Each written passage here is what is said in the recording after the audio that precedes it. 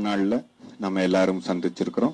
இதுக்கு அந்த திருவருளும் குருவர்களும் நமக்கு துணை நிக்குது.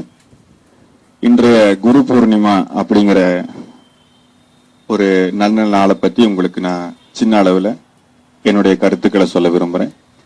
அது போக ஆன்மீக ரீதியான சில விஷயங்களையும் நான் இன்னைக்கு உங்க கூட வெளிப்படையா பகிர்ந்துக்கணும்னு விரும்புறேன். இந்த விஷயங்களை நம்ம ஏதோ ஒரு சந்தர்ப்பத்துல தான் செய்ய முடியும். அன்னைக்கு இன்றைய ஒரு பொழுது நம்மளுக்கு அந்த சந்தர்ப்பத்தை வழங்கி இருக்குதுன்னு சொல்லணும். முதல்ல குரு பூர்ணிமாவுடைய தன்மையை பத்தி நம்ம பார்த்துக்கலாம். ஒவ்வொரு உயிருக்கும் தன்னுடைய வளர்ச்சி, பரிணாமம், உயர்வு இது எல்லாமே அதோடைய இயற்கை சார்ந்ததாகவே இருக்கு. பரிணாமம் சொல்லக்கூடிய உடல் வளர்ச்சி, மன வளர்ச்சி இதெல்லாமே இயற்கையாகவே ஒரு மனிதனுக்கு நிகழ்ந்துருது. அதுக்கு எந்த விதமான புற தூண்டுதலும் தேவையில்லை. நம்ம குழந்தையா இருந்தோம், நம்ம உடல் வளர்ந்தது, ரோமம் வளர்ந்தது, நம்மளுடைய செயல்பாடுகள், அறிவு வளர்ந்தது. இது எதுக்குமே நம்மளுக்கு புற தூண்டுதல்கள் தேவைப்படலைன்னு சொல்லலாம். அது வெளியிலிருந்து தூண்டப்படாம இருந்தாலும் கூட அது நிகழ்ந்துரும். ஒரு பிறந்த குழந்தையை எடுத்துட்டு கொண்டு போய் ஒரு அறையில பூட்டி வச்சிருந்தாலும் கூட ஒரு 10 வருடங்கள் கழிச்சு அதுக்கு உண்டான உணவுகளை எல்லாம் நம்ம கொடுத்துக்கிட்டு இருந்தோம்னா 10 வருடம் கழிச்சு அது வளர்ந்துருக்கும்னு சொல்லணும். காரணம் நம்மளுக்கு எந்த விதத்திலயும் அதுக்கான புற தூண்டுதல்கள் தேவையில்லை. வளர்ந்தேதான் ஆகணும்னு சொல்லி யாரும் அந்த குழந்தையோட உடலை பிடிச்சி வலுக்கட்டாயமா இழுக்கிறது இல்லைன்னு சொல்லலாம். அதே மாதிரிதான் எல்லா செயல்களும் நம்மளுடைய வளர்ச்சிங்கிறது, நம்மளுடைய பிறப்பிலிருந்து வளர்ச்சிங்கிறது எல்லா உயிருக்கும் நிகழுது. புறத்துல இருக்கக்கூடிய எந்த தூண்டுதலும் இல்லாம நடக்கிற இந்த செயல்கள் நம்மளுடைய அகத்தைய இந்த விஷயங்களை நடத்துறது இல்லைன்னு சொல்லலாம். நம்மளுடைய உடல்னு சொல்லக்கூடிய வெளிப்புறமா இருக்கக்கூடிய நம்மளுடைய ஐம்புலன்களுக்கும் உடல் சார்ந்த விஷயங்களுக்கு மட்டும்தான் இந்த தூண்டுதல் இல்லாத வளர்ச்சி நடக்குது. அதே நேரம் நம்மளுடைய உள்ள இருக்கக்கூடிய சமாச்சாரம்னு சொல்லக்கூடிய நம்மளுடைய ஞானத்துக்கு கண்டிப்பா புறத்திலிருந்து ஒரு தூண்டுதல் தேவைப்படுதுன்னு சொல்லலாம். அந்த புற தூண்டுதல்ங்கிறதும் அந்த புற தூண்டுதலை செய்யக்கூடியவரும் தான் குருன்னு சொல்லணும். அந்த புற தூண்டுதல்ங்கிற காரண விஷயத்தையவே அவர் செய்யக்கூடியவர் பேர் குரு கிடையாது. புற தூண்டுதல் பேரே குரு தன்மைன்னு பேரு. தன்னுடைய செயல்னாலையும் தன்னுடைய வார்த்தையினாலையும் தன்னுடைய பிரசன்ஸ், அதாவது தன்னுடைய இருப்புனாலையும் மட்டுமே ஒரு மனிதர் இன்னொருத்தருடைய ஆன்மாவை தூண்டி அவருடைய உயர்நிலைக்கு கொண்டு போக முடியும். அப்படி 3 விஷயத்தையும் செய்யக்கூடியவர் யாரோ அவர் பேர் குருன்னு சொல்லலாம். தன்னுடைய இருப்பு, தன் எந்த செயல்களையும் அவர் செய்ய வேண்டாம், ஜஸ்ட் அவர் இருந்தா போதும். உடனே அப்ப நிகழ்ற ஒரு நிகழ்வு, நமக்குள்ள ஒரு நிகழ்வு நிகழ்ந்ததுன்னா அவர் பேர் குருன்னு பேரு. நம்ம பார்த்து அவர் பேசணும்னு அவசியம் இல்லை. அவர் யாருக்கோ யாரை பத்தியோ பேசிக்கிட்டு இருந்தாலும் கூட அதுல இருந்து ஒரு விஷயம் நம்மளுடைய உள்ள மாற்றத்தை நிகழ்த்துதுன்னா அவர் குருன்னு அர்த்தம். அதே மாதிரி அவருடைய புகைப்படமோ இல்ல அவருடைய ஒரு தனிப்பட்ட ஒரு எழுத்தோ நம்மளை ஒரு நல்வழிப்படுத்துதுன்னா அவர் அந்த இடத்துல இருப்பே இல்லை, அவருடைய பிரசன்ஸே அங்க இல்லை. பட் அவருடைய புகைப்படமோ இல்ல அவருடைய ஒரு எழுத்தோ நம்மளை மாற்றம் செய்யுது, நம்மளை ஒரு தேவையில்லாத பாதையில் இருந்து நல் பாதைக்கு கொண்டு வருதுன்னா அந்த புகைப்படத்துல இருக்கிறவரும் அந்த கையெழுத்தும் குருவோடதுன்னு சொல்லணும். அதே போல அவரை நினைக்கும் பொழுதே நம்ம அவர் புகைப்படமோ இல்ல அவர் நம்மளுக்கு எதிரிலுமே இல்லை, ஆனா நம்மளுடைய நினைவில் அவர் இருந்துட்டு இருக்கிறாரு எப்பவுமே. அதனாலே நம்ம நல்வழிப்படுறோம், நம்ம ஆன்மீகத்தில் உயர்றோம்னா அந்த ஒரு நினைப்பு மூலமா ஒருத்தர் உங்களை உயர்த்துறாருன்னா அந்த நினைவுல நிக்கிறவர், உங்களுடைய நினைவுல நிக்கிறவர் பேரு குருன்னு பேருன்னு சொல்லணும். இவ்வளவு நான் நீட்டி முளைக்கு சொல்ல வேண்டாம். திருமூலர் அதை 4 வரியில் ரொம்ப எளிமையா சொல்லிட்டார். தெளிவு குருவின் திருமேனி காண்டல், தெளிவு குருவின் திருநாமம் செப்பல் அப்படின்னு அவர் ரொம்ப தெளிவா சொல்லிட்டார். அவர் பேரை சொன்னாலே உனக்கு மாற்றம் நிகழ்ந்ததுன்னா, அவரை பார்த்தாலே உனக்கு ஒரு மாற்றம் நிகழ்ந்ததுன்னா, அவருடைய உருவத்தை மனசுக்குள்ள நினைச்சாலே உனக்கு மாற்றம் நிகழ்ந்ததுன்னா, அந்த தெளிவு உனக்கு கிடைச்சதுன்னா, தெளிவு நீங்க சொல்றது தெளிவான மனநிலையில் இருக்கிறது சொல்லல, ஞானம் அடையறது சொல்றாரு. அப்படிப்பட்ட ஞானம் கொடுக்கிறவா இருந்தா அவர் பேர் தான் குரு அப்படின்னு சொல்லி அவர் ரொம்ப சுருக்கமா சொல்லிட்டார். நம்மளுடைய கலாச்சாரத்தை விட்டு நம்ம ரொம்ப தூரம் வெளியில வந்துட்டோம்னா பல கிலோமீட்டர் கடந்து நம்ம வெளியில வந்துட்டோம். அதனால நம்மளுடைய அடிப்படை கலாச்சாரத்தை நம்மளுக்கு தெரியாததுனால அந்த குருத்தன்மைனா என்னங்கிறது தெரியாம போயிடுச்சுன்னு சொல்லணும். ஏன்னா குருங்கிறவர் எப்படிப்பட்டவர்ங்கிறது நிறைய பேருக்கு ஒரு தவறுதலான புரிதல் இருக்குது, தவறா புரிஞ்சுக்கிறாங்கன்னு சொல்லணும். எல்லாத்துக்கும் எல்லாருமே குருவா இருக்க முடியாதுங்கிறது ஃபர்ஸ்ட் நம்ம புரிஞ்சுக்கணும். அதே மாதிரி குருங்கிறவர் கட்டாயம் நமக்கு இந்த ஒரு குறிப்பிட்ட வடிவத்துல தான் இருக்கணுங்கிறதையும் நம்ம வந்து முன்னாடியே முடிவு பண்ணி வச்சுக்கிறோம். இதெல்லாம் ரொம்ப தவறான ஒரு சமாச்சாரம். நம்மளுடைய குழந்தை நமக்கு வந்து ஆன்மீகத்தை ஞானத்தை கொடுக்கக்கூடிய ஒரு குருவாக இருக்கலாம், நம்மளுடைய மனைவி குருவாக இருக்கலாம். ஏன்னா குருவா இருக்கிறவர் வந்து ஒரு ஆன்மீக ரீதியான வடிவத்துல ஆன்மீக ரீதியான ஒரு பின்புலத்துல மட்டும்தான் இருக்கணுங்கிற கட்டாயம் கிடையாதுங்கிறத நீங்க தெரிஞ்சுக்கணும். ஏன்னா நம்ம ஆட்கள் இப்ப இருக்கக்கூடிய இந்த மீடியா வேர்ல்டுன்னு சொல்லக்கூடியதுல நம்ம எல்லாருமே பார்க்கக்கூடிய விஷயங்களை வந்து மீடியா நமக்கு கொண்டு வந்து கொடுக்கறத திணிக்கிறதுன்னு சொல்லலாம், கொடுக்கறத கூட சொல்ல முடியாது. நம்ம விரும்பலைனாலும் விரும்பாட்டியும் 24 மணி நேரம் உங்க வீட்டுல தொலைக்காட்சி இருக்க போகுது, செய்தித்தாள் இருக்க போகுது. இது உங்களுக்கு கொண்டு வந்து திணிக்கிற சமாச்சாரங்கள் என்ன பண்ணுதுன்னு கேட்டீங்கன்னா, நீங்களே எனக்கு ஞானமும் வேண்டாம் ஒண்ணும் வேண்டாம் நான் வீட்டுல சும்மா இருக்கேன்னு சொன்னாலும் கூட ஒரு குருவை கூட்டிட்டு வந்து உங்க பாக்கெட்ல வச்சுட்டு போயிடு. அப்போ அந்த குருங்கிறவரை வந்து நம்ம எப்படி ஐடென்டிஃபை பண்றதுன்னா, இந்த பேப்பர்ல பாக்குறதா இல்ல இந்த டிவியில பார்த்து டிசைட் பண்றதா அப்படின்னு சொல்லி அவருக்குன்னு நம்ம ஒரு ப்ராப்பர்ட்டிஸ் வச்சிருக்கிறோம். முக்கியமா என்னென்ன ப்ராப்பர்ட்டிஸ் வச்சிருக்கோம், அதாவது எந்த மாதிரியான அமைப்புல இருந்தா அவரை நம்ம, அதாவது எப்படின்னு கேட்டீங்கன்னா, அந்த காலத்துல எல்லாம் குரு வந்து உட்காந்துட்டு இருப்பாரு, சிஷ்யன் வருவான். அப்போ அந்த சிஷ்யனை வந்து அந்த குரு பரிசோதிச்சு இவன் தகுந்த நிலையில தெளிவா இருக்கானா, தூய்மை அடைஞ்ச நிலையில இருக்கிறானான்னு பார்த்துட்டு அந்த சிஷ்யனை அவர் ஏத்துக்குவார். அது அந்த காலம். இந்த காலத்துல நம்ம ஆட்கள் என்ன பண்றாங்கன்னு கேட்டீங்கன்னா, நிறைய குருமார்கள்ங்கிற பேர்ல இருக்கிறவங்க எல்லாம் வரிசைப்படுத்தி வச்சுக்கிட்டு இவருக்கு என்னெல்லாம் இருக்குது என்ன இல்லைன்னு இவங்க சூஸ் பண்ணிக்கிறாங்க. சோ அதனால என்ன ஆயிடுதுன்னு கேட்டீங்கன்னா, அதையும் திருமூலரை தெளிவா சொல்லிடுறாரு. அதனால நான் புதுசா இங்க ஒன்றும் பேசுறதுக்கு ஒண்ணும் இல்லை. சோ குருடும் குருட்டாட்டம் ஆடி கடைசியில வந்து அவங்க 2 பேரும் போய் குழியில் விழுந்துடுவாங்க. சோ ரொம்ப தெளிவா அவர் அதோட ரிசல்ட்டையும் சொல்லிடுறாரு. சோ என்னன்னா, கண்ணுல ஒளி இருக்கிறவன் தான், யாரு கண்ணு தெரியுதோ அவங்க தான் வந்து கண்ணு இல்லாதவங்களை வழி நடத்தி கூட்டிட்டு போக முடியும். இப்ப நம்ம கிராஸ் பண்ணி ஒரு ரோடு கிராஸ் பண்ணும்போது ஒரு கண் பார்வை இல்லாதவர் இருக்கிறாருன்னா, அவரை கிராஸ் பண்ணி கொடுக்கறதுக்கு அவருக்கு பக்கத்துல வந்து எனக்கும் கண்ணு கிடையாதுங்க உங்களுக்கும் கண்ணு கிடையாது, வாங்க 2 பேரும் கிராஸ் பண்ணலாம்னா அவர் வருவாரா? கூட வர மாட்டார். ஆனா அவருக்கு தெரியாது ரொம்ப ரிஸ்க்னு சொல்லி. ஆனா நம்ம ஆட்கள் முக்கால்வாசி சூஸ் பண்றதே வந்து பாத்தீங்கன்னா, உங்களுக்கும் கண்ணு இல்லையா, ரொம்ப ரைட், வாங்க 2 பேரும் சேர்ந்து கிராஸ் பண்ணுவோங்கிற லெவல்ல தான் எல்லாரும் இருக்கிறாங்க.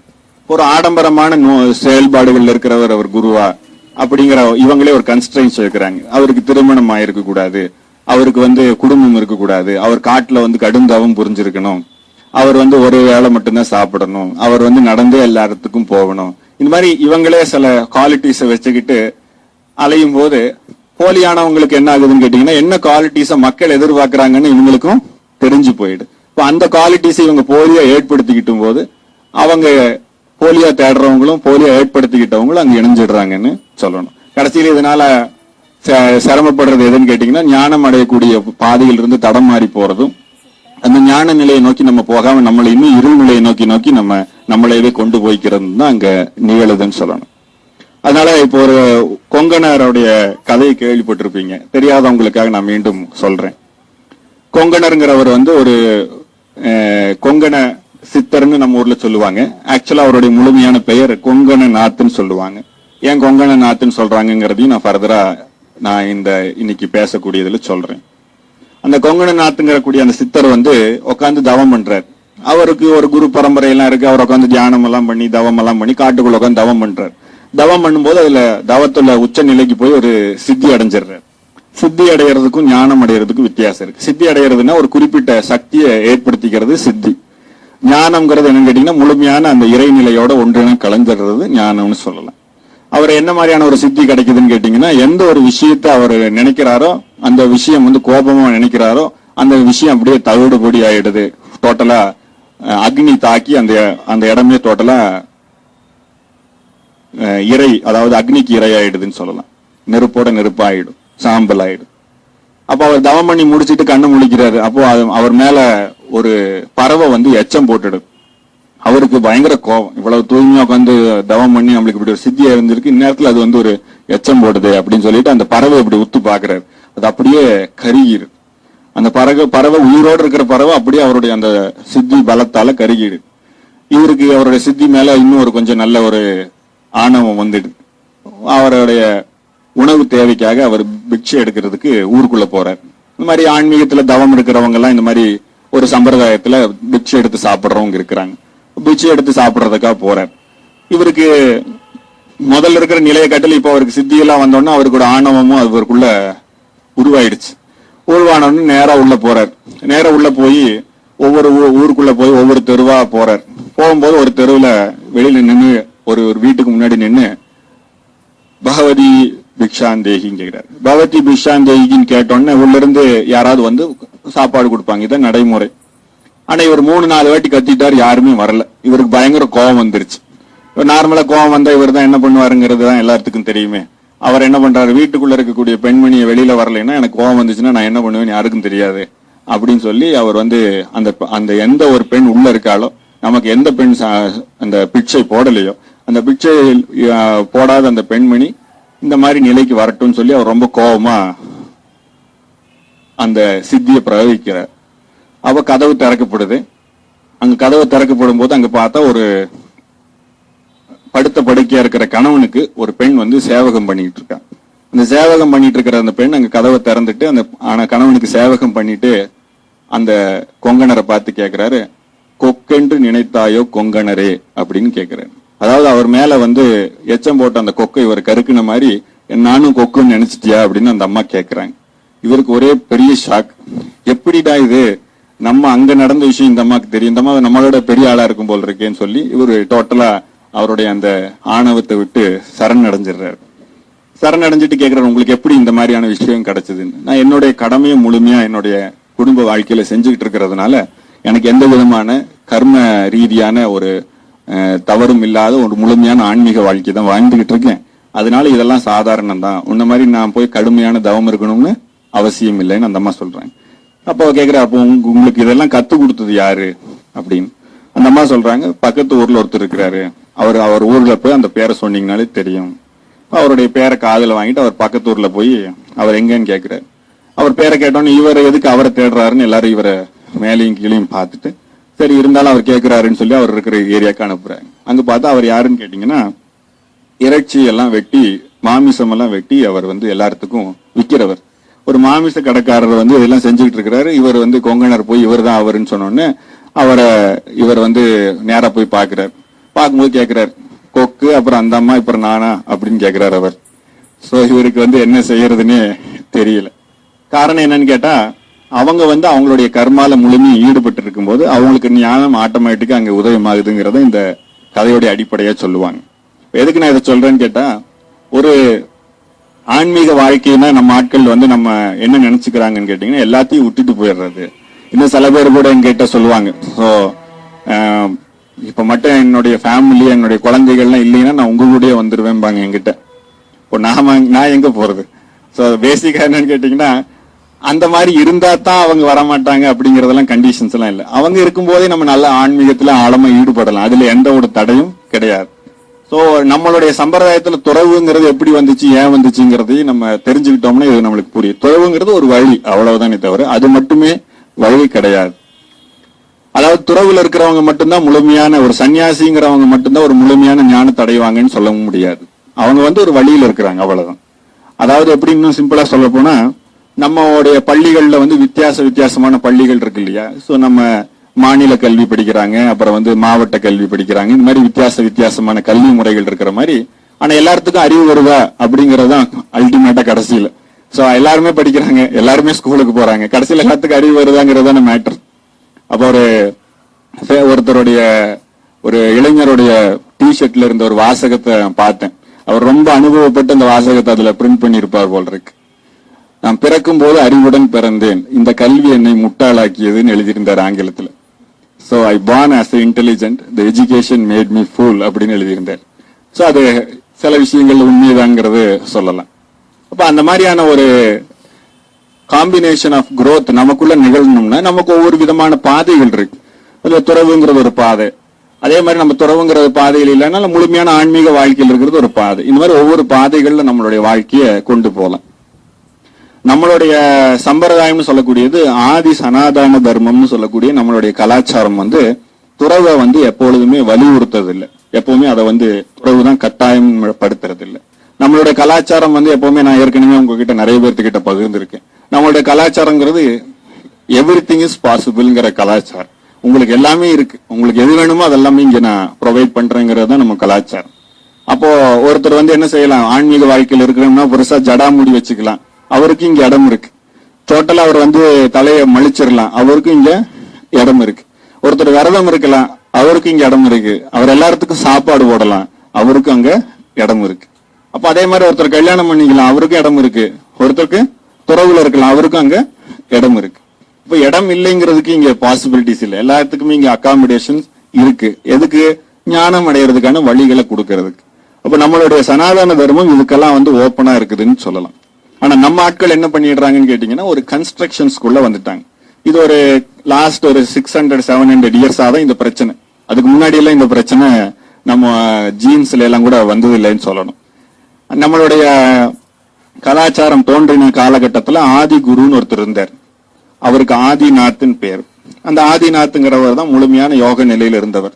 அந்த யோக நிலையில் இருந்தவர் என்ன பண்ணாருன்னா, ஒரு 7 பேர்த்த தேர்ந்தெடுத்து அந்த 7 பேர்த்துக்கு அந்த கருத்துக்களை பகிர்ந்துகிட்டார். ஆக்சுவலா அவரை பகிர்ந்துக்கிறதுக்கு அவர் விருப்பம் இல்லை.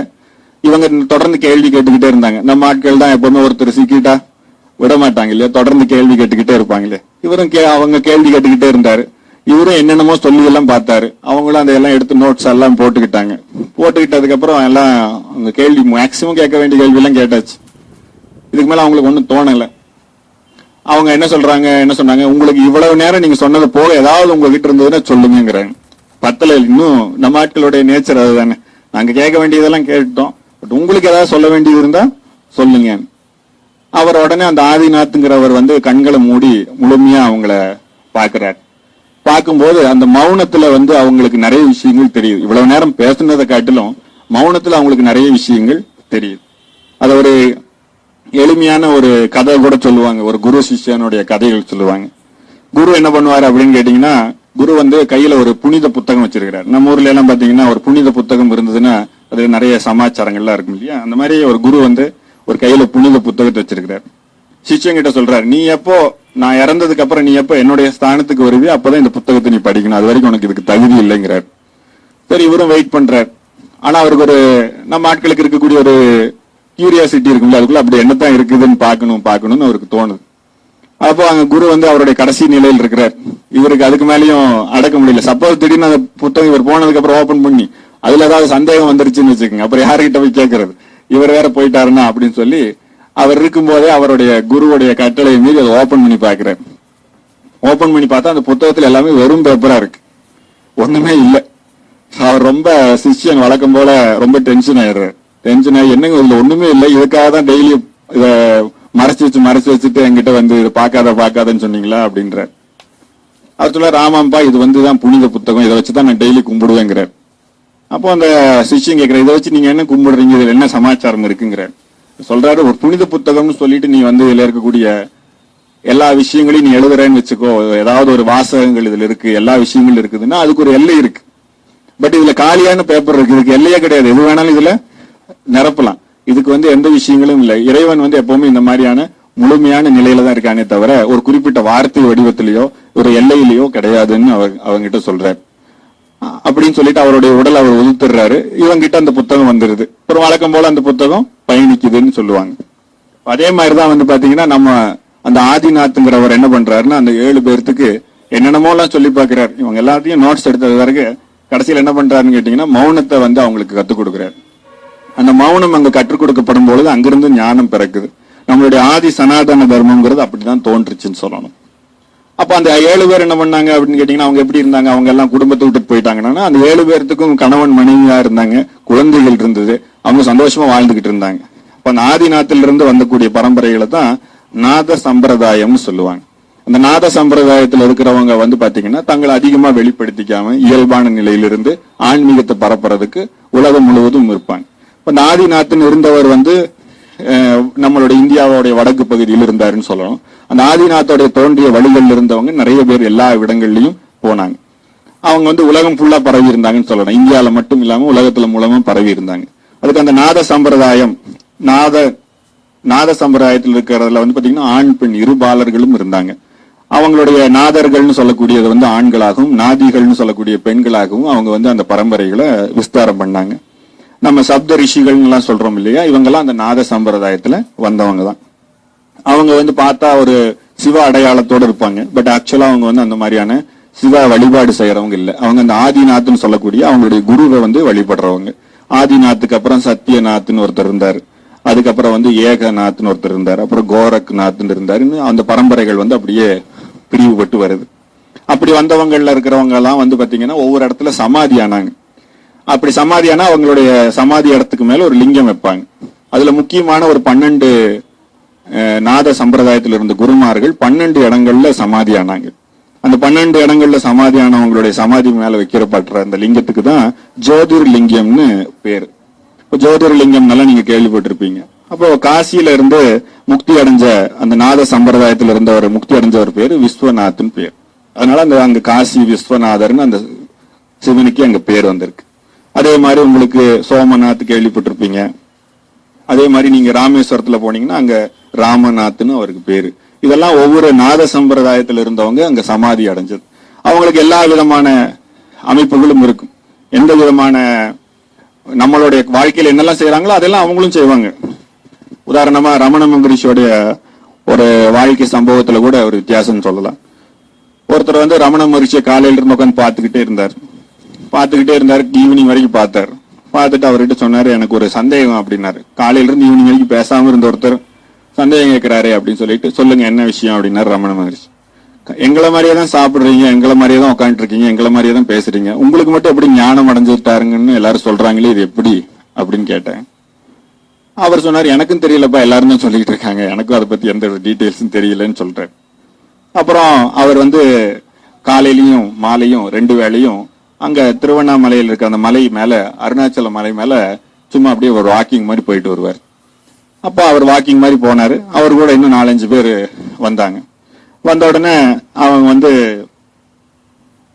ஞானத்தை பத்தி எல்லாரும் என்னென்னமோ டிஸ்கஸ் எல்லாம் பண்ணிட்டு வந்துட்டு இருக்காங்க. இவர் கேள்வி கேட்டவரும் ரமண மகரிஷி கூட வந்துகிட்டே இருக்கார். கூட வந்துகிட்டே இருக்கும்போது அவரு ரமண மகரிஷி அங்க இருக்கிற ஒரு குச்சி எடுக்கிறார். அந்த குச்சியை எடுத்து அத பக்கத்துல இருக்கிற ஒரு பாறாங்கல் எடுக்கிறார், சின்ன கல் ஒன்று எடுக்கிறார். அந்த குச்சி மேல அந்த பாறாங்கல் வச்சு நல்லா தேய்ச்சிக்கிட்டே நடந்து வர்றாரு. அவங்க கூட அந்த குச்சியை நல்லா தேய்ச்சி ரொம்ப பாலிஷ் பண்ணி ரொம்ப பர்ஃபெக்டா நல்ல ஒரு வேலைப்பாடு மிக்க ஒரு குச்சி மாதிரி ஆக்குறாரு. சாதாரண ஒரு காட்டு குச்சி எடுத்து அந்த கல்லை உரைச்சு இவங்க கொஞ்ச நேரம் உலா வர்றாங்க. உலா வரும்போதெல்லாம் இவர் கை கால் வீசி நடக்காம கையில அதை வச்சு தேய்ச்சிக்கிட்டே நடந்து வர்றாரு. மேல போயிட்டு திரும்பி வர்றாரு. திரும்பி வர வரைக்கும் அதை தேய்ச்சிக்கிட்டே வர்றாங்க. தேய்ச்சிக்கிட்டே வந்து கீழே அடிவாரத்துக்கிட்ட வரும்போது அங்க வந்து இந்த ஆடு மாடு மேய்க்கிற ஒரு பையன் இருக்கான். அந்த ஆடு மாடு மேய்க்கிற பையன் வந்து ஆடு மாடுகளை எல்லாம் கூட்டிட்டு திருப்பி அவன் வீட்டுக்கு போயிட்டு இருக்கான் ஈவினிங் டைம். ரமண மகரிஷி அவனை கடந்து வரும்போது அவன் ஆடு மாடு ஓட்டுறதுக்கு சிரமப்படும் போது அந்த பையன்கிட்ட சொல்றாரு, இந்த குச்சி வச்சு ஓட்டுன்னு. அந்த பையன் சந்தோஷமா அந்த குச்சியை வாங்கிட்டு அந்த மாடுகளை எல்லாம் விரட்டிட்டு போறான். கூட இருந்தவங்களுக்கு எல்லாம் ஒரே குழப்பம். ரொம்ப கஷ்டப்பட்டு அந்த பாறாங்கல்லாம் வச்சு ரொம்ப வேலைப்பாடெல்லாம் பண்ணி ரொம்ப ரெடி பண்ணாரு. அப்புறம் அதை கொண்டு போய் அந்த மாட்டுக்கார பையனுக்கு கொடுத்துட்டாரு அப்படின்னு. இவர் கையிலே வச்சிருப்பாரு, தொடர்ந்து இவரே பயன்படுத்துவாருன்னு எல்லாரும் நினைச்சுக்கிட்டு இருந்தாங்க. அப்ப ரமண மகரிஷி வந்து அந்த தன்மைக்கு சொன்னாரு, ஞானம்ங்கிறது என்னமோ பெரிய அளவுக்கு நம்ம எங்கேயோ போய் அடைய வேண்டிய விஷயங்கள்லாம் இல்ல. நம்ம இருக்கக்கூடிய ஒரு பொருள் நம்ம பிறருக்கு பயன்படுத்துற மாதிரி எப்போ நம்ம எல்லா விஷயங்களையுமே வச்சிருக்கிறோமோ, எந்த விஷயமும் நம்மளுடைய சுயநலமற்ற ஒரு தன்மையில இருக்கிறோமோ, முழுமையான கர்ம சிந்தனை, நம்ம செய்யக்கூடிய எல்லா கர்மங்களும் பிறருக்காகங்கிற நம்மளுடைய தன்மை இல்லாம அதுல இருக்குதோ, அங்கிருந்து ஞானம் பிறக்குதுன்னு சொன்னார். அப்ப நம்மளுடைய செயல்பாடுகள் எப்படி இருக்குதுங்கிறத நம்ம ஆன்மீக ரீதியா வாழ்றோமா இல்லையாங்கிறத டிசைட் பண்ணுதுன்னு சொல்லணும். உதாரணமா ஒரு ஞானம் அடைஞ்சக்கூடிய ஒருத்தர் வந்து என்னென்ன செய்யறாரோ அதே தான் நம்மளும் செய்ய போறோம். அவர் திருமணம் பண்ணி இருக்கலாம், அவர் குழந்தை இருக்கலாம், அவர் குடும்பம் இருக்கலாம், அவர் கடும் தவம் எல்லாம் செஞ்சிருக்காம கூட இருக்கலாம். நம்மள மாதிரி அவர் ஆபீஸ் கூட போயிட்டு இருக்கலாம். நம்ம ஏற்கனவே சொன்னோம் இல்லையா, அந்த கொங்கணர் கதையில வந்த மாதிரி அவர் மாமிசம் கூட வெட்டிக்கிட்டு இருந்திருக்கலாம். பட் பேசிக்கா என்னன்னு கேட்டீங்கன்னா, அவர் செய்யற காரியத்துக்கும் நம்ம செய்யற காரியத்துக்கும் இருக்கிற வித்தியாசம் தான் அங்க ஆன்மீக வாழ்க்கையா இல்லையாங்கிறது முடிவு பண்ணுது. இப்ப ஆன்மீக ரீதியான வாழ்க்கையை நம்ம அமைச்சுக்கிட்டோம்னாலே நம்ம வந்து ஆட்டோமேட்டிக்கா அந்த ஞானத்தை நோக்கின வாழ்க்கையில நம்ம இருக்கிறோம்னு சொல்லணும். உதாரணத்துக்கு பார்த்தோம்னா, நம்ம ஒரு விதமான செயல்பாடுகளை நம்மளுடைய பொருளாதாரத்தை உயர்த்திக்கிறோம், நம்ம குடும்பத்துக்காக உழைக்கிறோம், இதெல்லாம் தப்பு இல்லை, அதெல்லாம் செய்யலாம். அதுதான் வந்து ஞானத்தை வந்து நம்ம எந்த விதத்திலையும் தடுக்க போறது இல்லை. ஆனா அதை செய்யும் போது எப்படிப்பட்ட நிலை இருக்கணும்னா, நம்ம வந்து ஒருத்தர்கிட்ட வேலை செய்யறோம், அந்த வேலை செய்யக்கூடிய இடத்துல இருக்கக்கூடிய எல்லா சூழலையும் நம்ம அனுபவிக்கிறோம். ஆனா அந்த வேலை செஞ்சு முடிச்சதுக்கு அப்புறம் நம்ம வீட்டுக்கு வந்த பிறகு அந்த சூழலுக்கும் நமக்கு எந்த சம்பந்தமும் இல்லை இல்லையா. சோ இப்ப உதாரணத்துக்கு ஒரு பெரிய கம்பெனி பெரிய முதலாளியோடைய கார் டிரைவரா நீங்க இருக்கிறீங்கன்னு வச்சுக்குவோம். உதாரணத்துக்கு அவர் வந்து பல லட்சம் போட்டு வாங்கின காருக்கு நீங்க டிரைவரா இருக்க போறீங்க. அவர் என்னெல்லாம் அனுபவிக்கிறாரோ அதெல்லாம் நீங்களும் காருக்குள்ள உட்காந்து அனுபவிக்க போறீங்க. சோ அவருடைய வண்டி நீங்களே தான் ஓட்டவே போறீங்க. அவ்வளவு லட்சம் கொடுத்து வாங்கினது அவர் கூட தொட போறது இல்ல. நீங்க ஓட்டுற வண்டியை தான் அவர் உட்காந்து வரப்போறாரு. ஆனா ஃபைனலா என்னன்னா, நீங்க வீட்டுக்கு போற நேரத்துல அந்த கார் எடுத்துட்டு உங்க வீட்டுக்கு வர முடியாது. சோ ஆட்டோமேட்டிக்கா என்ன, இதெல்லாம் நம்ம எல்லாம் அனுபவிச்சாலும் கடைசியில் நம்மளோட அது இல்லைங்கிறது ஒரு பேசிக் ஃபங்க்ஷனாலிட்டி.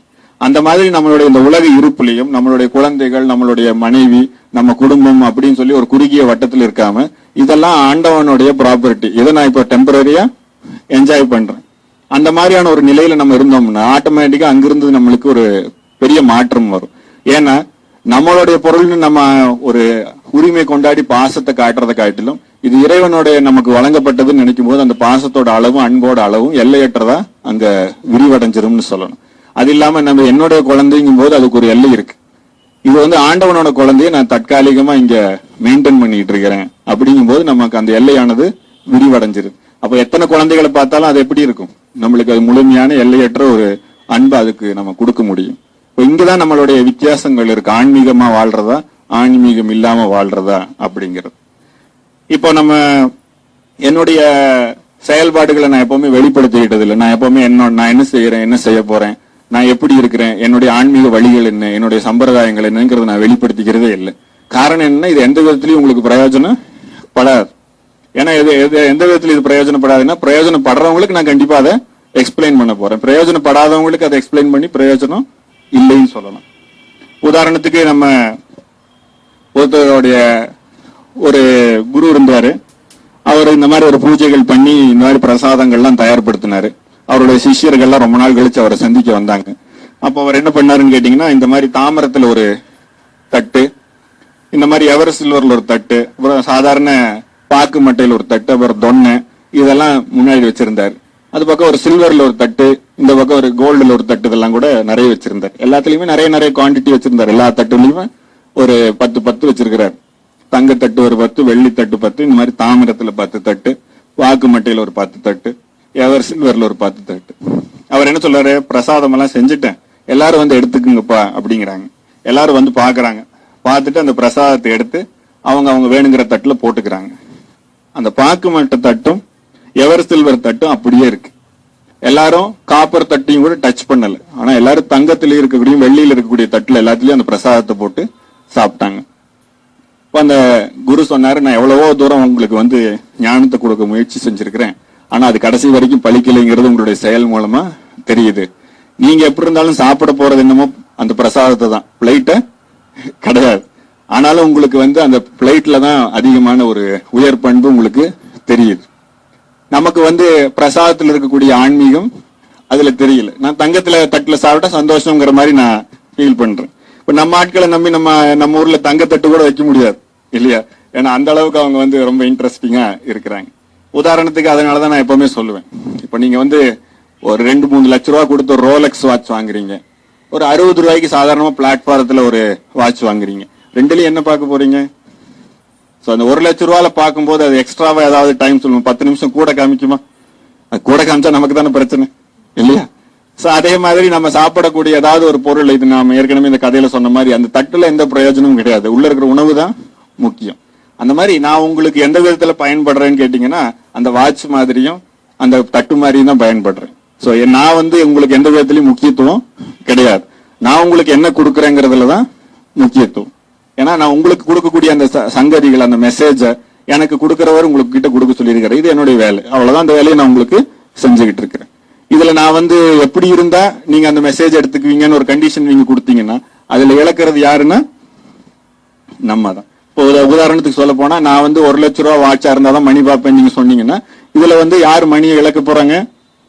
நம்ம தான். அதாவது நம்ம வந்து அந்த வாட்சுக்கு கொடுக்குற மணியும் இழக்க போறோம், அதுல பார்க்க போற மணியும் இழக்க போறோம். அப்ப நம்ம நினைச்சுக்கிறோம், ஒருத்தர் குருவா இருந்தாருன்னு இந்த கண்டிஷன்ஸ் இருக்கணும் அப்படின்னு நம்ம பாக்குறோம். இப்ப அந்த குருவா இருக்கிறவருக்கு நீங்க எந்த விதமான முக்கியத்துவம் கொடுக்க வேண்டாம். அவரை மனசால நீங்க நினைச்சா போதும், ஒரு மனசால நீங்க வந்து அவரை திங்க் பண்ணா போதும். அவருக்கு எந்த விதமான பெரிய ஆடம்பரமான உபச்சாரங்களும் நம்ம செய்யணும்னு அவசியம் இல்லை. நம்ம செய்ய வேண்டியது என்னன்னா, அவர் கொடுக்கிற மெசேஜை நம்ம உள்வாங்கிட்டோம்னா அதை காட்டிலும் அவருக்கு செய்யக்கூடிய ஒரு பெரிய நன்மை எதுவும் கிடையாது. ஏன்னா ஒரு குருவா இருக்கிறவராகட்டும், ஆன்மீகத்தில் இருக்கிறவங்களாகட்டும், என்ன மாதிரி இருக்கிறவங்களை நான் வந்து எப்பவுமே குருன்னு சொல்லிக்கிறது கிடையாது. ஏன்னா அவங்க வந்து ஆன்மீக ரீதியா உங்களுக்கு சில கருத்துக்களை கொடுக்க வந்திருக்கிறாங்க, அவ்வளவுதான்.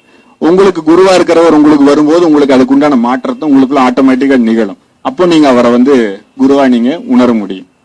அப்ப அந்த ஆன்மீகத்தில் இருக்கிறவங்க எல்லாம் எப்படின்னு கேட்டீங்கன்னா ஒரு போஸ்ட்மேன் மாதிரி தான், சிம்பிளா சொல்ல போனா. இப்ப இறைவன் கொடுக்கக்கூடிய சமாச்சாரத்தை, இறைவன் அவங்களுக்குள்ள ஏற்படக்கூடிய ஒரு புரிதலை உங்களுக்கு ஏற்படுத்துறதுக்கு அவங்க முயற்சி செய்யறாங்க. அப்ப அந்த போஸ்ட்மேன் வந்து உங்களுக்கு ஒரு மெசேஜ் கொடுக்குற மாதிரி தான். இந்த போஸ்ட்மேன் வந்து உங்களுக்கு ஒரு லெட்டர் கொடுக்குறாருன்னு வச்சுக்கோங்க. நீங்க அந்த லெட்டரை வாங்கிட்டு அப்புறம் உங்க வீட்டுல எல்லாம் நல்லா இருக்காங்களா, சௌக்கியமா இருக்காங்களான்னு கேட்டா அந்த போஸ்ட்மேன் என்ன நினைப்பாரு? சோ அவர் நம்மளை பார்த்து கொஞ்சம் மிரளுவார். சோ இவருக்கு ஏதோ பிரச்சனை போல் இருக்கு அப்படின்னு. சோ அடுத்தது நம்ம திருப்பி அவர்கிட்ட கேட்கறோம்னு வச்சுக்கோங்க. அப்புறம் நீங்க உங்க பேர் கூட சொல்லாம அப்படியே போறீங்க அப்படின்னு கேட்டோம்னா அவர் அப்படியே தெரிச்சு ஓடிடுவார், அந்த பக்கமே வரமாட்டார். காரணம் என்னன்னா அவருடைய கடமை அந்த கவரை கொடுக்கறது. இப்ப அவர் பேரை கேட்கறதுனாலயோ அவர் குடும்பத்தாரை பத்தி நீங்க கேட்கறதுனாலயோ உங்களுக்கு ஏதாவது விதத்துல அந்த உள்ள இருக்கிற கண்டென்ட்ல மாறுபட போக ஜஸ்ட் அவர் ஒரு மெசஞ்சர், அவ்வளவுதான். இப்போ எதுக்கு இதை நான் மீன் பண்றேன் அப்படின்னு கேட்டீங்கன்னா, நான் இந்த பொது வெளியில இருக்கிறனால, அதாவது நம்ம வெளியில வந்து நம்ம ரோட்ல நின்றுட்டோம்னாலே யார் வேணா என்ன கேள்வி வேணா நம்ம கிட்ட கேட்கலாம் இல்ல.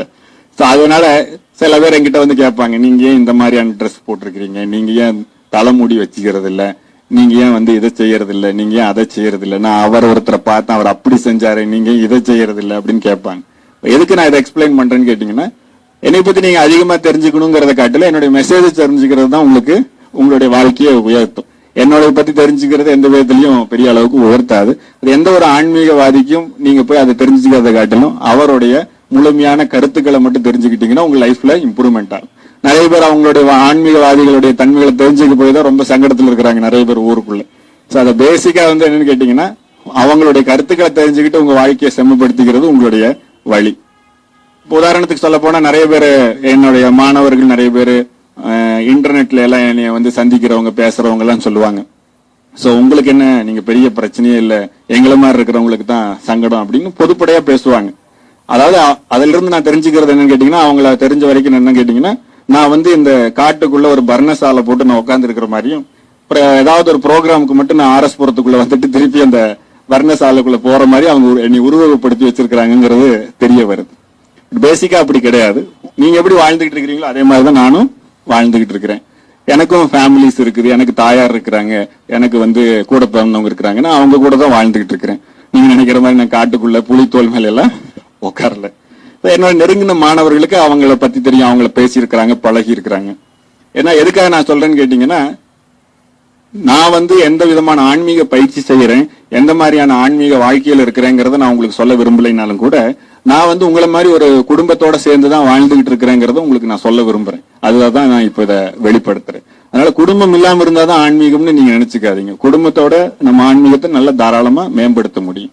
நிறைய ஆன்மீகவாதிகள் நீங்க கேள்விப்பட்டிருந்தீங்கன்னா போதும், அவங்க ஒரு இடத்துல பிறந்திருப்பாங்க, குடும்பத்தை விட்டு வேற எங்கேயோ போயிருப்பாங்க, அதுக்கப்புறம் ஒரு இடத்துல அவங்க வந்து வளர்ச்சி அடைஞ்சிருப்பாங்க. அதுக்கு வந்து அவங்களுடைய வாழ்க்கையில அவங்களுடைய இறை தூண்டுதல் அவங்களுக்கு அப்படி செய்தா இருக்கும். அதுக்காக எல்லாருமே அப்படித்தான் இருக்கணுங்கிற ஒரு கட்டாயத்துக்குள்ள நம்ம கொண்டு வந்துடக்கூடாது. இப்ப எதுக்காக நான் இதை மீன் பண்றேன், அப்போ எதுக்காக இந்த உடையை நான் போட்டிருக்கேன், எப்படி எதுக்காக நான் இந்த மாதிரி லிவிங் ஸ்டைல் இருக்கிறேன்னா, ரொம்ப எளிமையா சொல்ல போனா இது வந்து ஒரு குறிப்பிட்ட ஆன்மீக வாழ்க்கைக்குள்ள நம்ம வந்துட்டோம்னா, ஆன்மீக வாழ்க்கைக்குள்ள நம்ம எல்லாமே பிறருக்காக தான் நம்ம செய்ய வேண்டியிருக்கு. என்னுடைய தனிப்பட்ட தேவைக்காக நான் எதையுமே செய்ய மாட்டேன். இப்ப இந்த பூஜையை பண்றேன் அப்படின்னா இந்த பூஜை நான் எனக்காக பண்றேங்கிறது கிடையாது. இந்த பூஜையை நான் பண்ற நீங்க பாத்தீங்கன்னா நீங்க அந்த பூஜையை பண்ணுவீங்க. சோ இத உதாரணத்துக்கு பாத்தீங்கன்னா, இத ஒரு ஸ்கூல்ல ஒரு டீச்சர் இருக்கிறாரு, அந்த டீச்சர் கேட்கிறாரு, சோ இந்த உலகம் உருண்டைன்னு கண்டுபிடிச்சவர் யாரு அப்படின்னா, அந்த மாணவரை வச்சு இது கூடவா தெரியாம நீங்க டீச்சர் ஆயிட்டீங்க அப்படின்னு கேட்கற மாதிரி. ஏன்னா அவருக்கு தெரிஞ்சுதான் அவர் டீச்சர் ஆயிருக்காரு. ஆனா அவர் ஏன் கேட்கிறாருன்னா, அவருக்கு வந்து நமக்கு தெரிஞ்சிருக்குதாங்கிறது பாக்குறதுக்காக கேட்கிறாரு. அதாவது தமிழ்ல எல்லாம் தெரிவினா தெரியாவினான்லாம், அறிவினா அறியாவினான் எல்லாம் சொல்லுவாங்க. இப்போ எதுக்காக நான் இதை எக்ஸ்பிளைன் பண்றேன்னா, ஒருத்தர் ஆன்மீக வாழ்க்கையில் இருக்கிறவர் சில சடங்குகளையும் நடைமுறைகளையும் செய்யறாரு அப்படின்னா, அந்த சடங்குகள் நடைமுறைகளும் அவர் அவருக்காக செஞ்சுக்கிறது இல்லை, அவர் பிறரை வந்து வழிபடுத்துறதுக்கு வழி நடத்துறதுக்காக அவர் செய்யறாருன்னு சொல்லணும். அதே மாதிரி அவங்க ஒரு குறிப்பிட்ட உடையை வச்சிருக்கிறாங்கன்னா, அந்த உடை இப்படிதான் இருக்கிறவங்க தான் பண்ணணும், இந்த உடை இவருக்கு தாங்கிறது கிடையாது. அந்த உடை எதுக்காக அவங்க பண்றாங்கன்னா ரொம்ப சிம்பிள், அதுவும் அவங்களுக்காக பண்ணிக்கிறது இல்லை. ஏன்னா அவங்களுக்கு உடையே பெரிய பாடுதான். அவங்க உடை இல்லாம இருக்கிறதா ஆன்மீகத்தில் இருக்கிறவங்க ரொம்ப விரும்புவாங்க. நம்ம ஆட்கள் உடை இல்லாம போனா கல் எடுத்து அடிப்பாங்களே, சோ என்ன பண்ண முடியும், அதனால ஏதோ ஒரு உடையை போட்டுக்கிறாங்க. ஆனா அந்த உடையை நம்ம அவங்களுக்காக இல்லாம இன்னொருத்தவங்களுக்காக தானே போடுறாங்க. அப்ப அந்த உடை எதுக்காக போடணுங்கிறத அவங்க ஆய்வு செஞ்சு அதை போட்டுக்கிறாங்க. உதாரணத்துக்கு அந்த உடை எதுக்கு போடுறாங்கிறது ஒரு சின்ன ஒரு உதாரணம் சொன்னா உங்களுக்கே புரிஞ்சிடும். நீங்க வாகனத்துல போயிட்டு இருக்கிறீங்க, நோ என்ட்ரின்னு ஒரு போர்டு போட்டிருக்கு, அந்த ரோட்டுக்குள்ள உள்ள போயிடுறீங்க, பாதி போயிட்டீங்க, தூரத்துல ஒரு காக்கி பேண்ட்டும் வெள்ளை சட்டையும் போட்ட ஒரு உருவம் தூரத்துல தெரியும், உங்களுக்கு எப்படி இருக்கும்?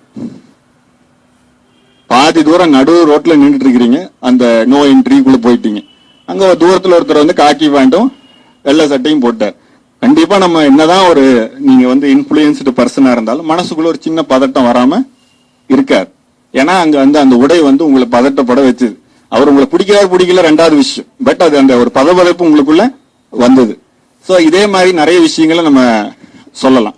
அப்போ என்ன அப்படின்னு கேட்டீங்கன்னா, நம்ம வந்து ஏதாவது ஒரு காலத்துல நம்மளுடைய வாழ்க்கையிலிருந்து தடம் மாறி போகும்போது அந்த தடம் மாறி போறத வந்து நம்ம ஒரு இறைநிலை வந்து மீண்டும் உங்களுக்குள்ள இழுக்கிறதுக்கு இந்த மாதிரி சில பேர்த்துடைய உடையுடைய குறியீடோ அவங்களுடைய ஆடையுடைய குறியீடு மட்டும் இல்லாம ஆபரண குறியீடோ தேவைப்படுது.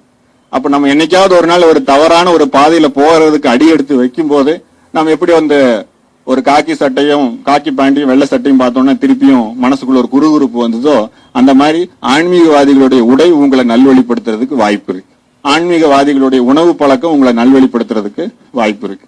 ஆன்மீகவாதிகளுடைய வார்த்தைகளும் மந்திரங்களும் உங்களை நல்வழிப்படுத்துறதுக்கு வாய்ப்பு இருக்கு.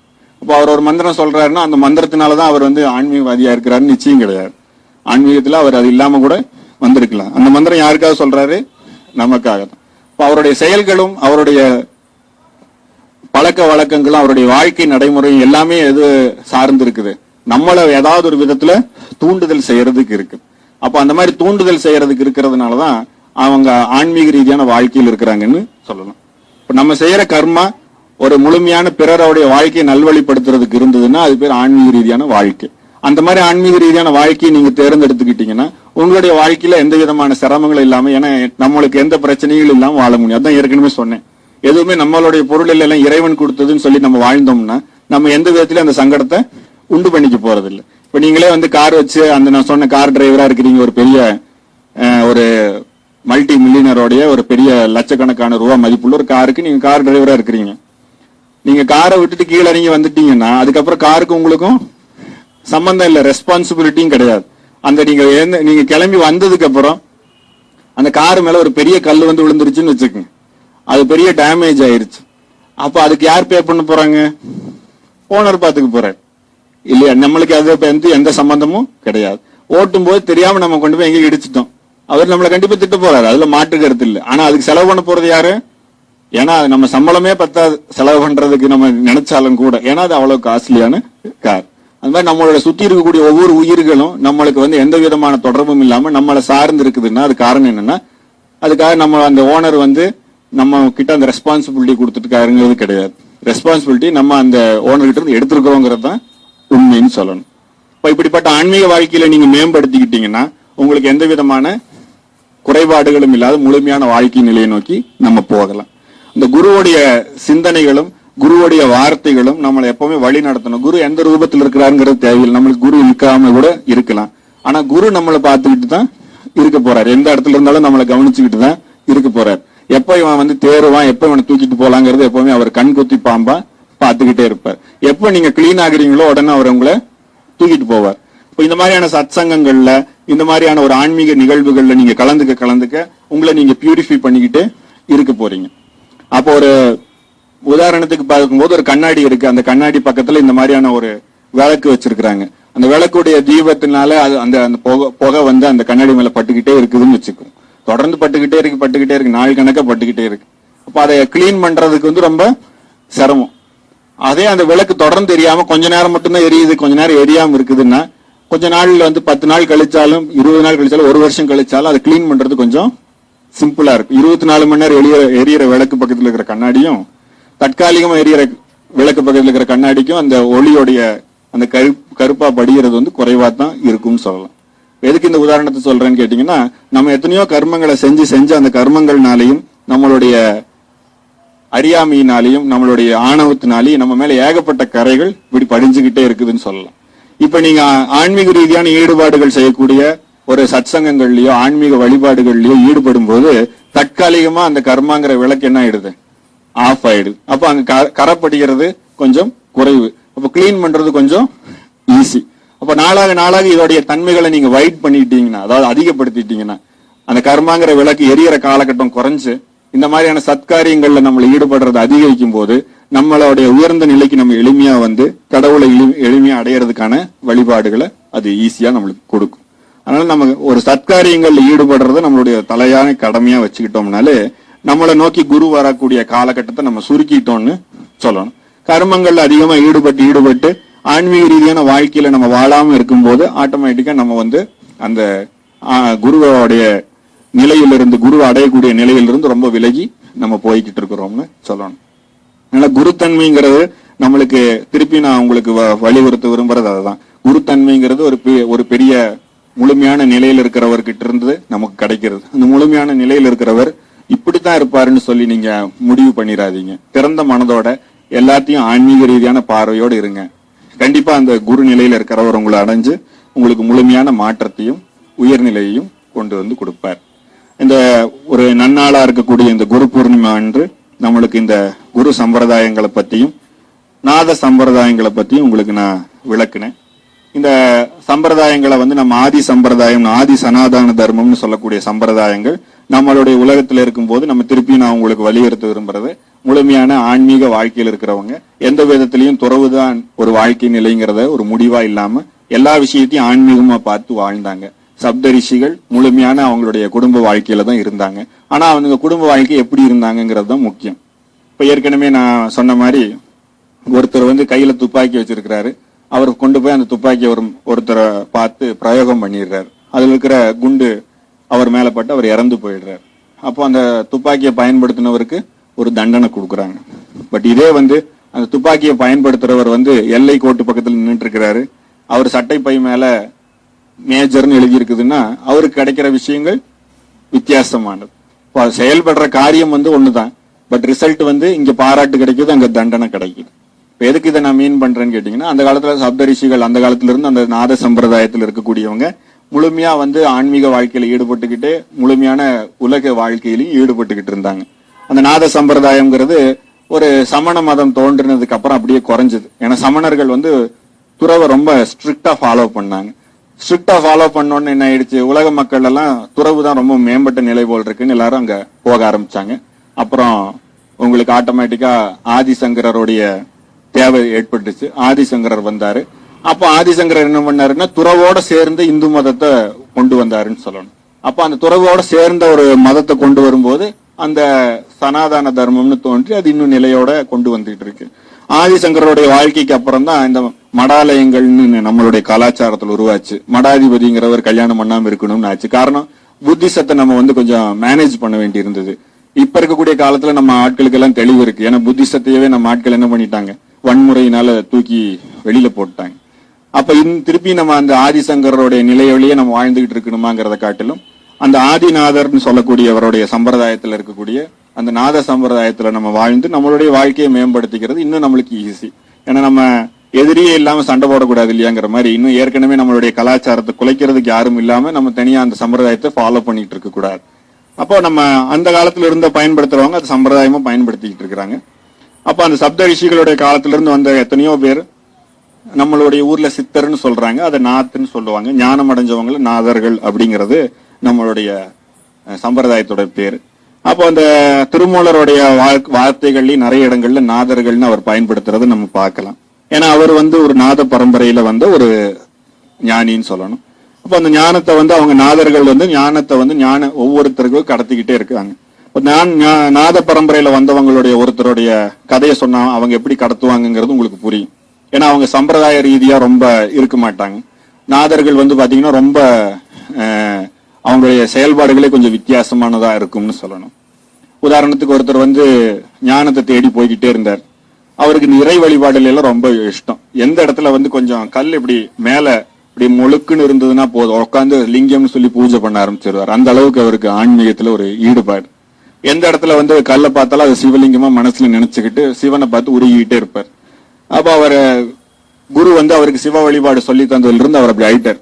அப்புறம் அவர் குரு கிட்ட கேட்கிறார், நீங்க உங்க கூட நான் ரொம்ப நாளா இருக்கிறேன், எனக்கு வந்து ஞானத்துக்கு உண்டான வழிகளை வந்து நீங்க காட்டி கொடுத்தீங்க, எனக்கு ரொம்ப சந்தோஷங்கிறார். குரு சொல்றாரு, நீ ரொம்ப அதிகமா பேசுற, உனக்கு இன்னும் நான் ஞானமே கொடுக்கல, ஓ நீ உனக்கு பூஜை பண்றதுக்கு தான் சொல்லி தந்தேங்கிறார். ஓ அப்ப இது ஞானம் இல்லையாங்கிறார் அவர். ஆமா இது ஞானம் கிடையாது, உனக்கு ஞானம் வேணும்னா கோரக்நாத்னு ஒருத்தர் இருக்கிறார், அவர் போய் பாருங்கிறார். இவர் அவரை தேடி தேடி போறார். அதுக்கு முன்னாடி அவருக்கு குரு கிட்ட கேட்கிற, கோரக்நாத் எப்படி இருப்பாரு? நான்லாம் சொல்ல வேண்டாம், நீ அப்படியே தேடி போ, அவரே உனக்கு சொல்லுவார் அவர் எங்க இருக்கிறாருன்னு சொல்லி. இவர் கோரக்நாத்தை தேடி எங்க எல்லாமோ டைரக்ஷனா போறார். போற இடத்துக்கு போனோன்னு பாத்தீங்கன்னா நிறைய பேர் நிறைய இன்னும் பேசிக்கிட்டு இருக்கிறாங்க. அந்த காது கொடுத்து கேட்டோன்னு பாத்தீங்கன்னா கோரக்நாத் 4-5 பேர் சொல்றாங்க, 4 பேர் சொல்றாங்க. உடனே இவருக்கு ரொம்ப சந்தோஷமாயிடுச்சு, நம்ம ரொம்ப நெருங்கிட்டோம் போல் இருக்குன்னு கேட்கறாங்க, கோரக்நாத் எங்க? அவர் சொல்றாரு, இப்படியே நீங்க போய் திரும்பினீங்கன்னா அங்க ஒரு காடு இருக்கும், அந்த காட்டுக்குள்ள கொஞ்சம் தூரம் போனீங்கன்னா ஒரு கோயில் இருக்கும், அந்த கோயில் தான் அவர் எப்பவுமே இருப்பாருன்னு. இவரு வேற எதுவுமே பத்தியுமே சிந்தனை இல்லை, போட்டபடி அப்படியே ஓடுறாரு.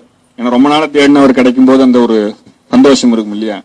இந்த கோயில்ல வெளியில இருந்து பாக்குற ரொம்ப பாழடைஞ்ச ஒரு கோயிலா இருக்குது. வெளியில எல்லாம் வந்து பாத்தீங்கன்னா காட்டுக்குள்ள இருக்கிறனால ரொம்ப ஒரு அமைதியான சூழல் இருக்குது. உள்ள பார்த்தா யாரும் மனுஷனுடைய ஆரவாரமே இருக்கிற மாதிரி தெரியல. மெல்ல போய் பாக்குறாரு. பார்த்தா அவருக்கு ஒரு பெரிய அதிர்ச்சி. ஏன்னா சாதாரண கல்லையெல்லாம் பார்த்தாலே ஒரு சிவனை கும்பிட்டு இருக்கிறவர், அங்க கருவறைக்குள்ள சிவலிங்கம் இருக்கு. அந்த சிவலிங்கத்துக்கு மேல தன்னோட 2 காலையும் போட்டு குப்புற ஒருத்தர் படுத்துட்டு இருக்கிறார். சிவனுடைய அந்த சிவலிங்கத்தோட உச்சி மேல 2 காலும் இருக்கு. கருவறையோடைய படிக்கட்டு மேல தலையை வச்சு ஒருத்தர் ரொம்ப ரிலாக்ஸா படுத்துக்கிட்டு இருக்காரு. இவருக்கு ரொம்ப டென்ஷன் ஆயிடுச்சு. டென்ஷன் ஆனா இந்த அப்படி டென்ஷன் இப்படி டென்ஷன் இல்லை. ஏன்னா தான் வழிபடக்கூடிய ஒரு தெய்வத்து மேல ஒருத்தர் இவ்வளவு மோசமான நிலையில படுத்திருக்கிறத ஒரு நாள் தாங்கிக்க முடியல. உள்ள என்டர் ஆகியோடனே ஏன்னா வந்த சமாச்சாரத்தை எல்லாம் மறந்துடுறாரு, இந்த ஆட்டோமேட்டிக்கா போயிடும் இல்லையா. உள்ள வந்த உடனே கேட்கிறாரு, முதல்ல நீ இப்ப கால் எடுக்க போறியா இல்லையா அப்படிங்கிறார். அவர் கேட்கிறாரு, நான் எப்ப எடுக்கணும், நான் தான் ரிலாக்ஸா வச்சிருக்கிறேனே, நான் ஏன் எடுக்கணும்னு கேட்கிறார். இது சிவன் அப்படிங்கிறார். ஓஹோ அப்படிங்கிறார். அவர் கால் வச்சிட்டு இருக்கிறவர் ஓஹோங்கிறார். இந்த காலை எடுக்க போறியா இல்லையாங்கிறார். நான் எல்லாம் எடுக்கிறதா இல்லப்பா, உனக்கு அந்த சிவன் மேல ரொம்ப பற்று பாசம் எல்லாம் இருந்துச்சுன்னா நீ வேணா என் காலை தட்டி விட்டுக்கங்கிறார். உடனே அவர் என்ன பண்றாரு, அந்த அவருடைய 2 காலை இப்படி கொத்தா புடிச்சு பக்கத்துல இப்படி எடுத்து வைக்கிறார். அவர் காலை எடுத்து அங்க வச்ச உடனே பாத்தீங்கன்னா அங்க ஒரு சிவலிங்கம் வந்துருது. அதுக்கு மேல இவர் வந்து காலை வைக்க வேண்டியதா போச்சு. இவருக்கே சங்கடமா போச்சு, என்னடா இது ஒரு சிவலிங்கம் தான் இருந்தது, நம்ம இன்னொரு சிவலிங்கத்து மேலே இவரை காலை வைக்க வச்சுட்டோமே. அப்புறம் அந்த காலை தூக்கி இன்னொரு இடத்துல வைக்கிறாரு. அந்த எம்டியா இருக்கிற ஸ்பேஸ்ல எல்லாம் சிவலிங்கம் வந்துகிட்டே இருக்கு. இவர் காலை சுத்தி வட்டமா அவர் ஆனா படுத்துக்கிட்டே தான் இருக்காரு. அவர் எந்த விதத்திலயும் அசையறதா இல்ல. இவரை சுத்தி அவர் பாடியை சுத்தி எந்த இடத்துல எல்லாம் கால் வைக்கிறாங்களோ அந்த இடத்துல எல்லாம் சிவலிங்கம் இருந்துகிட்டே இருக்கு. இவருக்கு என்ன பண்றதுன்னு தெரியாம அவருடைய 2 காலையும் தூக்கி அவருடைய உச்சந்தலையில வச்சிடுறாரு. இவரே அப்படியே சிவலிங்கமா மாறிடுறாரு. கால் வைக்கிற இடத்துல எல்லாம் சிவலிங்கம் வந்துருது இல்லையா. இவருடைய உச்சந்தலையில காலை வச்சோன்னு இவர் சிவலிங்கமாயி முழுமையான ஞானத்தை அவர் அடைஞ்சிடுறாரு. இப்பவும் கூட நீங்க கர்நாடகா பக்கத்துல போனீங்கன்னா அந்த கோரக்நாத்தோடைய கோவில போய் பார்க்கலாம். அங்கதான் அவர் காலெல்லாம் வச்சு விளையாண்டாங்க.